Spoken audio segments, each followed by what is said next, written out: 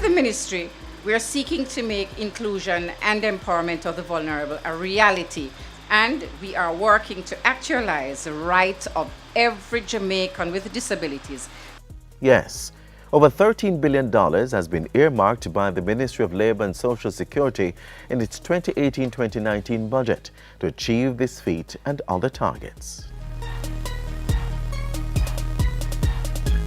$80.1 million will go towards supporting the delivery and computerization process of services such as the Path Beneficiary System. $3 million will foster greater competitiveness of the Jamaican economy through labor market reform. And $41.2 million will support the manpower division of the ministry, which provides suitable employment opportunities for Jamaican workers. The care capital of a society can be measured in its treatment of its most vulnerable citizens. That is, its children, persons with disabilities, and senior citizens. To continue the government support for the vulnerable, $49.2 million is allocated for early stimulation of children with disabilities. Funding also goes to the Abilities Foundation, which promotes creativity and productivity among persons with disabilities. In serving our community of persons with different abilities, we can achieve a desired society which is inclusive, participatory, and empowering for all. Additionally, $131 million is set to improve the quality of life for senior citizens. Compassionate grants and emergency relief assistance will be given to persons whose earnings have been interrupted by misfortunes.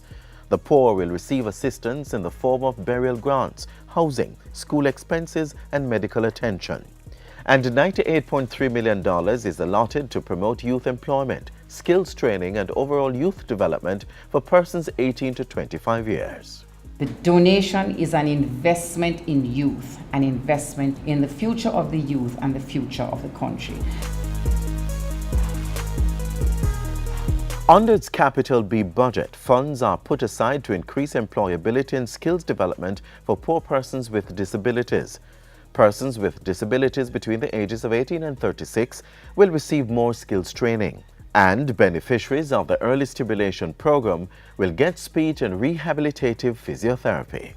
Additionally, $6 million has been set aside to cover the final payments for the construction of the Early Stimulation Plus Center. Children with disabilities who receive proper care and support during the early stages have a greater chance of becoming healthier and productive adults with stable employment outcomes. And the PATH program will receive additional support under the Integrated Support to the Jamaica Social Protection Program. 400 PATH beneficiaries will this year get on-the-job training, and additional parenting workshops with beneficiary families will be hosted.